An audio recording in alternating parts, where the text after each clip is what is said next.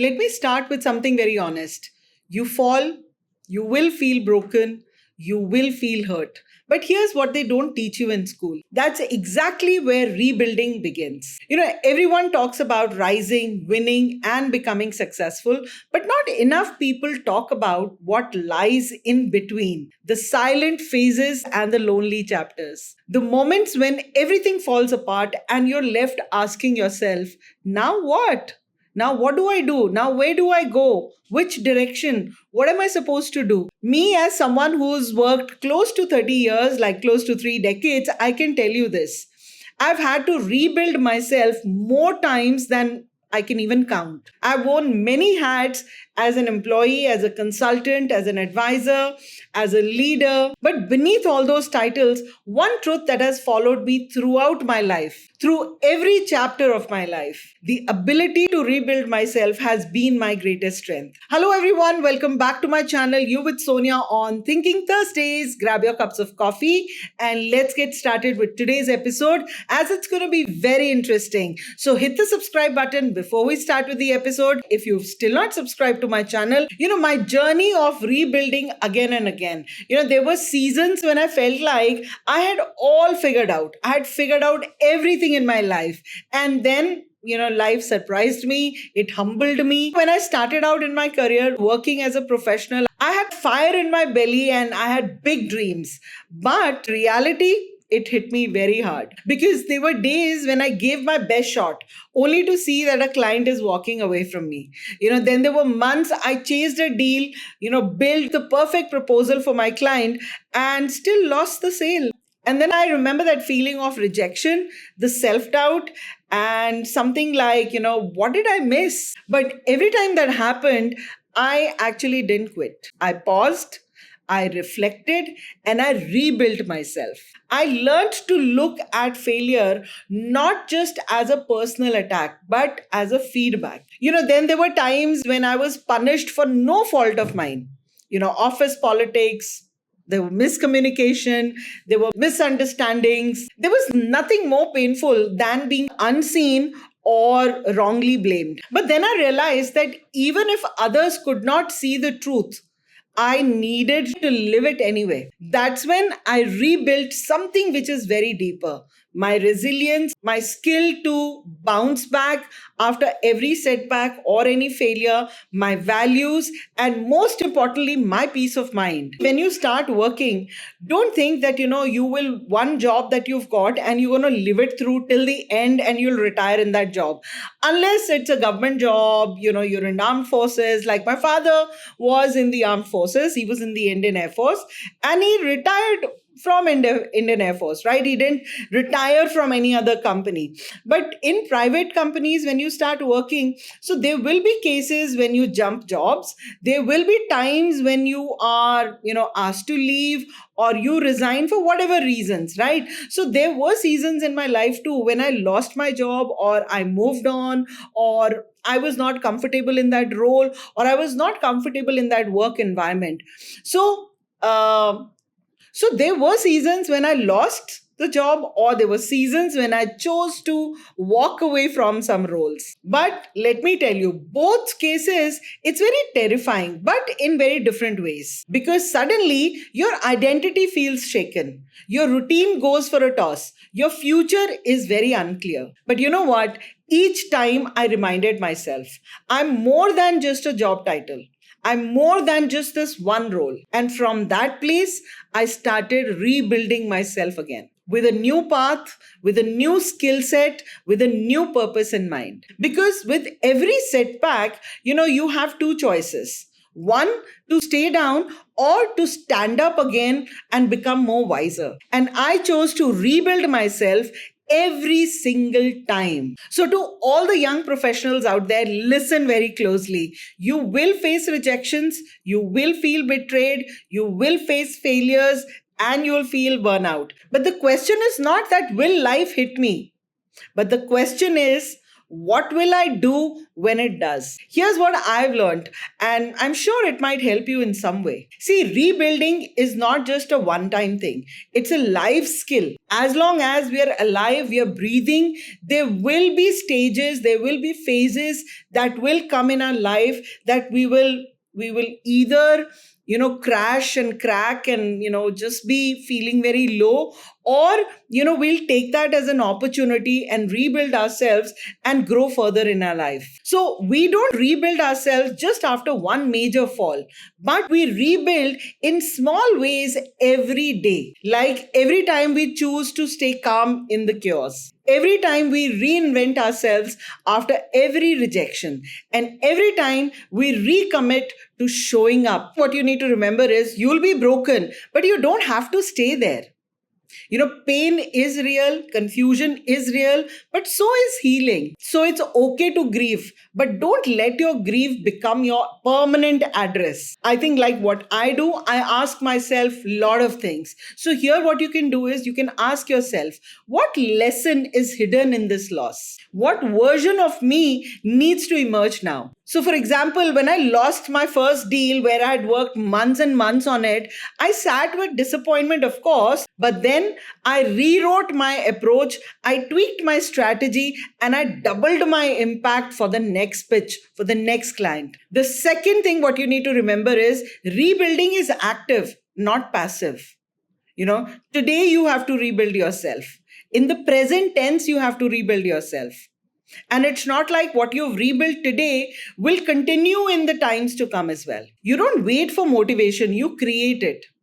So start taking small steps, like probably you could redo your resume, you could network intentionally, you could journal down your thoughts, you can ask for feedback. There was a time when I resigned from my role that no longer aligned with me. I didn't have like a 10-step plan, but I knew that I had to show up. I had to serve with integrity. I need to trust myself. I need to bring more clarity in me. And I need to come up with some action plan to, take care of the situation. And it always helped me. The third thing, what you can do is let go of the need to be understood by everyone. You might be doing the right thing, but you'll still get judged by people. You may speak the truth, but you'll still get questioned for it. So don't let the noise around you, bring you down. And here again, you can ask yourself, am I seeking for validation or am I living my values? The fourth thing, what you can do is keep moving. Don't stop. Stagnation is where your dreams will die. So don't stop, keep moving. If you stay at one place, then whatever that feeling that you have, or whatever setback that you faced, you will never be able to come out of it if you choose to stay where you are. So even if it is very slow, but start moving. Even if it is very quiet around you, choose to move forward. Movement will keep your mind alive. Please remember that. Your hope will be alive when you start moving, and your energy will start rebuilding itself when you choose to keep moving forward. So, there was a time in between I had taken a break. Like now, also, I'm on a career break, but that is like after almost more than a decade of working. But there was a time in between because of some family issue, I had to take like a break. And that's when I was thinking I'm without a role right now, but I kept learning, I kept upskilling myself. I started writing, I started doing part time consulting as well, right? So anything that made me move forward. Now, the fifth thing, what you need to remember is don't let a role, a title, or a label define you. When we start working, we get stuck into what is our designation, what is our role, how big is our role, what is my team size, whom am I reporting to? All these things, they start defining us in some way. But you're not your designation. You're not your last success or your last failure. You are who you become in the process of showing up. So please don't let your titles, your designation start defining you. And if you are in the rebuilding phase right now, please know this. You're not starting from scratch, but you're starting from some experience that you've got. You're not weak for being hurt, but you're brave for choosing to rise again. So here's what I'm going to share with you, especially if you're in your 20s or 30s. Feel the fall, but don't stay there. It's okay to cry and pause, but don't build a home in that, heartbreak. like I mentioned. When life knocks you down, the natural response is that we feel the pain, right? But don't rush past it. Feel it. You can give a name to it if you want to. Sit with it for a while if you want to, but don't stay very long in that. So don't let that pain become your identity. That's one of the biggest mistake we do when we are in pain. So best what you can do is start journaling your thoughts. What's going on in your mind? You can start writing it down. You can speak to your mentor, or you can speak to somebody who motivates you, whom you look up to, whose advice you take it very seriously.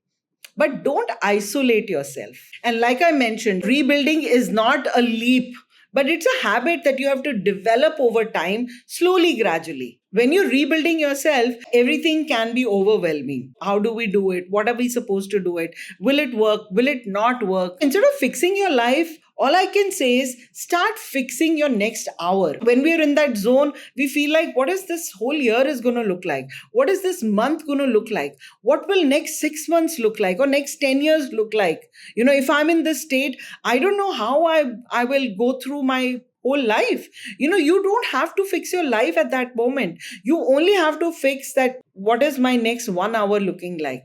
What is my day looking like? Or what is my next 30 minutes looking like for me? So start with one small action. Even if it means that you have to update your resume, you have to maybe write down your thoughts, or you have to clean a drawer of yours, or you want to walk for 20 minutes without your mobile phone, reconnect with some old colleague of yours and chit chat with him. Remember, rebuilding is not like one big move, but it's 1,000 small steps that you take, which is in the right direction. And trust me, there is nothing like a right definition of a right direction. But yes, when you start walking, you will get to know that you're going in the right direction. Because when you start feeling happy, when you start feeling yourself again, when you start feeling that, I've got this hope inside me that everything is going to be okay, then that means you're moving in the right direction. What's that one thing I can do today that my future self will thank me for?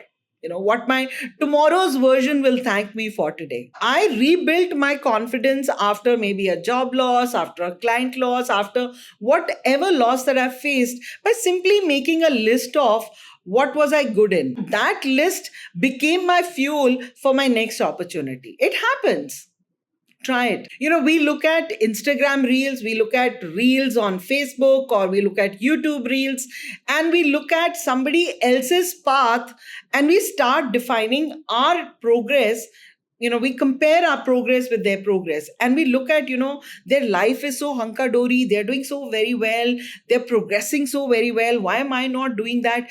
So don't let Instagram or any other social platform or someone else's path define your progress. Sometimes success is just making through the day with your head held very high. At different phases of my life, success looked very different. In my 20s, I think it was all about, landing a good job for me. And when I moved into my 30s, I think it was more about, growing in my career, getting the right designation, bigger role, pay package, becoming more independent. And when I moved to my 40s, it was all about building some meaningful connections with people, both professionally and personally. Now, when I'm in my 50s, it's all about peace, alignment, the impact that I can bring on other people's life, in other people's journeys, and also independence. So don't follow someone else's definition of success.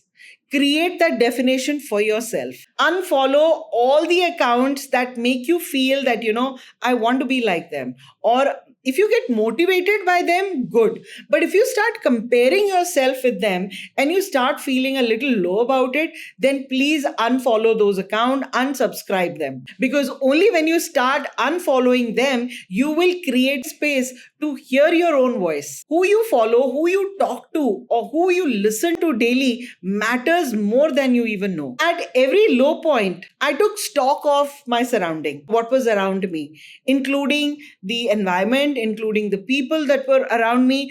Who was I listening to? Who was listening to me? What was I feeding my mind? Where was I spending more of my time? Everything I started analyzing. Because please understand, you can't rebuild in a very toxic environment, right? Somebody who keeps criticizing you, do you think you'll be able to think very straight? No, right? So when you're with other people, like what I do, I ask myself, is this person inspiring me, or is this person really draining my energies down? So please ask yourself, what am I feeding my mental space each morning with? Is it positivity? Is it encouragement? Is it, a hope that everything is going to be better tomorrow or better today? So distance yourself from any negative voices, even if they come from people who are very close to you. Please distance yourself, because you might think that you're very close to them, but do they also take you as somebody very close? Because if they did, then they would not give you those negative energies. I replace those negative voices, negative people from my life. I replace them with maybe books. I started speaking to some mentors, some people with more experience. I listened to some nice podcasts that really opened my mind. Or sometimes I used to just sit in silence. Anything that fed me instead of depleting me, instead of pulling me down. So choose your energy sources very wisely as you choose your friends. It's very important. There's one more thing. One of the hardest truths that I've learned, in all these years is that you can do everything right, but you'll still be misunderstood in many ways. And you don't need everybody's approval to live your truth. That, what I'm saying is right, what I'm saying is right, it's actually correct. You don't need to prove it to everyone. When I resigned from a very stable job to follow a more aligned path, many people thought that I was being very impulsive. But rebuilding is not proving other people wrong. It's all about proving to yourself that you can grow beyond their expectations also. So my final thoughts to you would be that if you're feeling broken today, let me tell you something I wish someone had told me also. You're not starting from zero. Like I said, you're not starting from zero. You're starting with some experience, right? You're starting with some courage. You're starting with some truth that is there in front of you.